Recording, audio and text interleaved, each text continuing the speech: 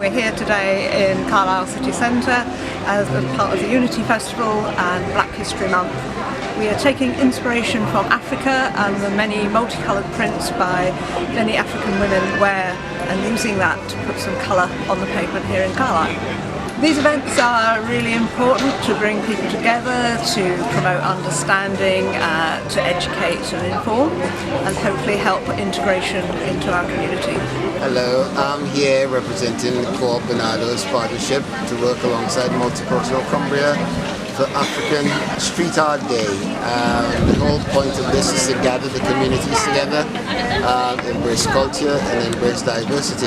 Multicultural Cumbria is about cohesion, integration, celebration.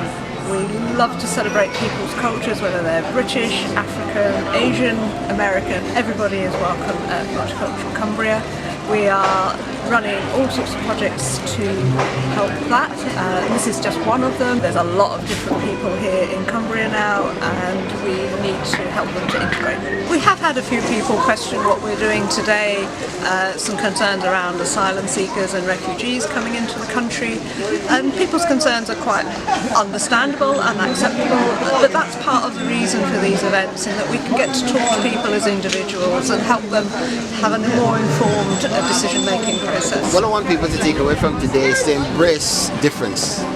Get to know people who live next door to you, get to know people who move into the area, and without having an unconscious bias, get to know them before you make a judgment. The designs on the pavements are absolutely fascinating. We've got a mix of ones done by asylum seekers from their countries of origin, and also to reflect on their life here in Carlisle. Really inspirational. And it's been really good to see children and adults and some quite elderly people as well, all contributing to all the colour here in Carlisle. We've got west walls now, so these are the only remaining parts of the old wall city of Carlisle. People often say that it's a bit of a shame, you know, that the old walls don't continue to exist like in other places, you know, York and Chester and elsewhere. But actually, not long after the Jacobites had gone, and with the Act of Union that was earlier in that century, Carlisle didn't really need to be a walled city. It wasn't really a fortress against two warring nations anymore. And we've been writing haikus inspired by Peter Rabbit's tales and haiku about unity. And we've been making the haiku jigsaws, making new haikus out of the jigsaw pieces. But I did another one with play can be magic. Look. No place for racism. All abilities create, play can be magic. Yeah, exactly. And we've been using the bandages, unravelling the bandages, seeing if they can help by putting them onto the rainbow umbrellas, celebrating the city and hoping that will help in any mental health issues that anybody has. The haiku cards, and these were placed around the studios, the Start Studios, and we had a treasure hunt, a haiku hunt, where we looked for the haiku. We found the haiku, most of them, and then we took them and put them on the air as a different form of display of haiku. And there's various ways of displaying haiku. That's what the whole event has been about. Writing haiku, but displaying haikus as well. So we're sharing a lot about the Swifts and their migration. There's not many countries they don't migrate through in Europe and Asia, and all across to Russia and Iceland, all the way back down to Africa again. So it's kind of picking out information about why that's important to the Swifts and why they do that, and communicating that with people, and then thinking about more modern day migration. I'm here today teaching people how to make origami swifts. So we follow the pattern that is there, and we've been making little swifts, making sure that the tail is split just like the swift tails, and it's part of the Unity Festival this week. I've just done a talk to a group here on swifts and their lifestyle. Of all individual species, the swift engenders a passion and a dedication for people that no other bird does. They can catch 1,500 insects in one go and carry them in their pouch under their lower jaw and take it back to the nest. There's not so many swifts left, and we have to do something about it, be it with pesticides or with nest boxes. There is a tremendous support for swifts. So we've got our migration map here. So we've drawn on one of the route of the swifts, the birds that migrate from Africa and back every year, and then we're asking people to add their own migration onto the map as well, or a journey that they've done. This is a modern painting of Septimius Severus, and he was from Libya. His wife was from Syria. And when I saw this map, I thought, well, leaving out the politics, I thought it's the same route that so many asylum seekers have come to Europe. Now, these are some of the asylum seekers that I've been working with in Carlisle, and this was last December. And in Carlisle, there were 300 adult asylum seekers, 150 men, 150 women. We did a project, of course it all looks delightful in these pictures. We just met the people who wanted to come out and meet people. We didn't meet the people who were severely traumatized and didn't come out. You may have seen the big mural on Tully that's on the castle side of the building. That was done by a French mural artist who came and, like us, he facilitated groups to come up with designs from their cultures. We've got a history of people that have migrated to Carlisle for various reasons, and coming together over coffee and a chat is maybe a good way to summarise that and look into it a bit more. We're at Carlisle College today doing a Signs of Welcome session where we're creating signs that show welcoming messages, welcoming people seeking sanctuary in Carlisle, showing that we've got lots of different languages, lots of different people, lots of different ages, showing that everybody in Carlisle wants us to be more welcoming to everybody seeking sanctuary. We've been using lots of different mediums. We've been using different recycled materials like records and wood and different signs to make it look even more interesting. The hands are like the symbol of unity, and in the branches there are like welcome in loads of languages.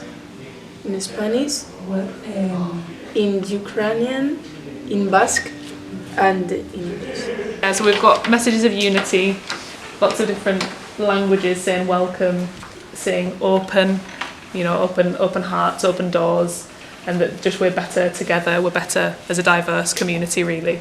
So there's been some really, really wonderful signs made today. We've curated a series of films about health and well-being and community, and they go in a bit of a progression from individuals or combinations of people, or people doing amazing things together. I've spent a day with the Unity Festival in Carlisle. They were showing a film that I made a few years ago with a colleague and friend, Julia Parks, a filmmaker. It was made after my collection, The Girl Who Forgets How to Walk, was published. I watched the film with some other people, and I'm again struck by what a wonderful thing she's made.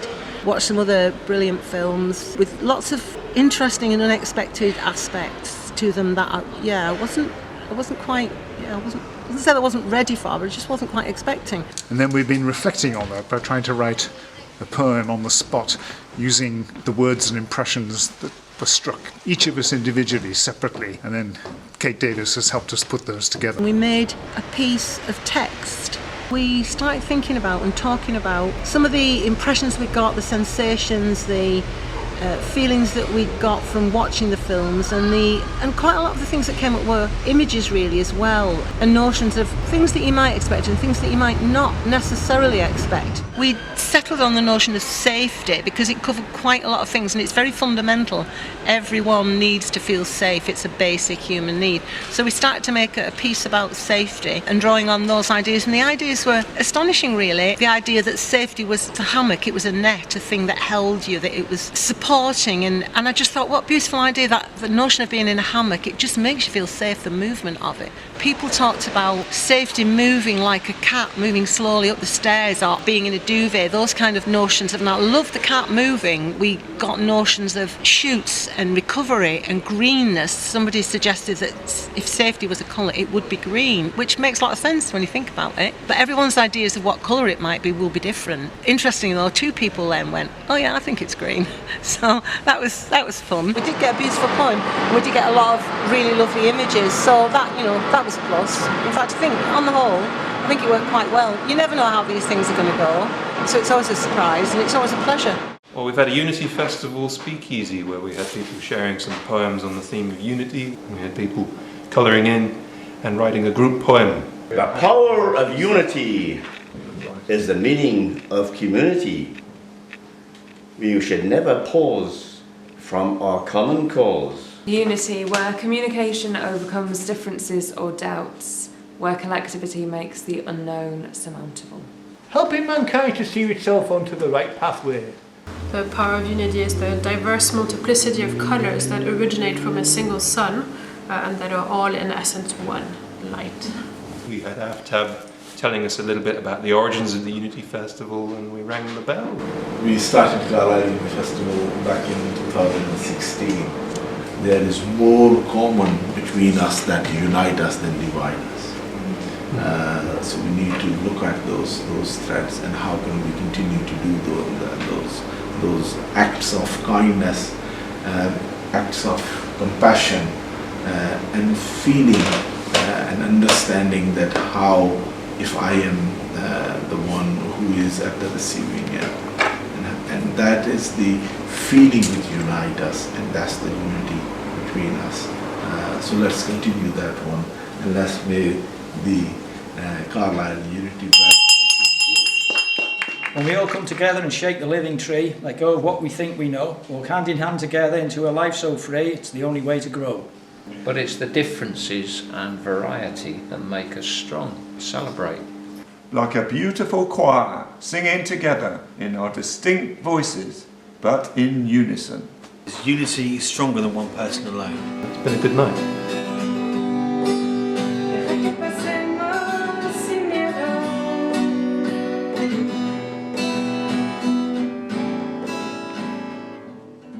So today we're at Drumbrough Moss Nature Reserve, which is a Cumbria Wildlife Trust nature reserve, and we've come down with a group of people who have English as a second language and allies. And the aim of the day is just to open up a new nature reserve together and explore it, discover what's living here, why it's interesting, why it's important, and just doing that in a way that's inclusive of language, whether that's learning languages or learning new words. But mainly it's just about relaxing and having a bit of an interesting time and a day out in nature. This morning we went for a walk around the reserve, collecting bits and pieces as we went along. So we were looking at collecting different coloured leaves, different shaped twigs, different grasses, a couple of flowers that are still in flower with lots of different colours, and using that to make environmental art. So making patterns on the ground, making different shapes or designs with them. We also did a listening workshop. The bog is a very quiet place. It's a chance to really listen to nature, so hearing the breeze in the trees, hearing the rustle of the grass, and maybe even some animal sounds as well. And then we've also had a chance to look a bit closer at some of the species that live here by doing a pond dip and looking under the water. We've a lot of rare species here that won't grow anywhere else. A real good intact suite of lowland raised bog on the South Solway mosses as well. Other organisations manage multiple bogs across this area. It's quite a big site. It's good for sort of engaging with different groups like we are today. As you can see, we've got a nice big bird hide behind us that people can take shelter in, because these places are quite large and exposed. We also get a whole host of sort of like ground nesting birds, birds of prey. We get a lot of short-eared owls. We've had hen harriers passing through as well, hunting in the winter. We don't have them breeding here. And we're hoping as well eventually to get ospreys as well, because it's sort of prime habitat for them, close to sort of hunting grounds along the coast. And we've got an osprey platform up, so we've got our fingers crossed. We're just waiting for the population to keep growing in Cumbria, and I think we might get them here. This afternoon we've been up in the bird hide. We've done a little bit of multilingual poetry, so we've been translating words into a poem. We've been forming a group poem. We've got people from Eritrea, Spain, Ukraine, all across Africa. We've got a whole bunch of different languages in the room today. The bog is wet. The place is very beautiful and cold. 1 metre of peat equals 1,000 years. Boatmen on the water. It has been brilliant to hear so many languages echoing across the bog. 1,000 years of bog, 1,000 years of language. The geese show us how to support each other. Discovering our home in nature, restoring the world, giving wildlife a helping hand. I like nature very much. This place is very familiar to me. Thank you, everybody. You can bring your clothes and take clothes, or if you just need clothes, you can take clothes. I'm part of the Carlisle Repair Cafe, which is happening on the right, and this is the clothes shop here on the left. So we do this on the first Saturday of every month at Oct-2nd Nov Community Centre. It's all about bringing people together and learning how to fix things, reuse things.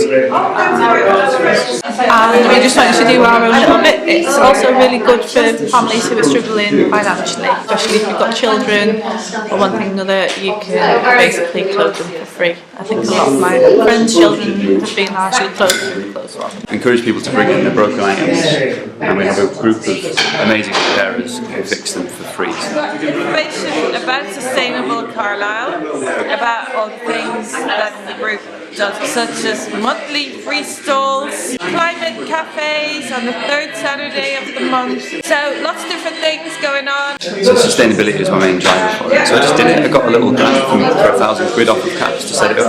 We bought some lamps and tools, and then I've found some willing volunteers, and then we were off.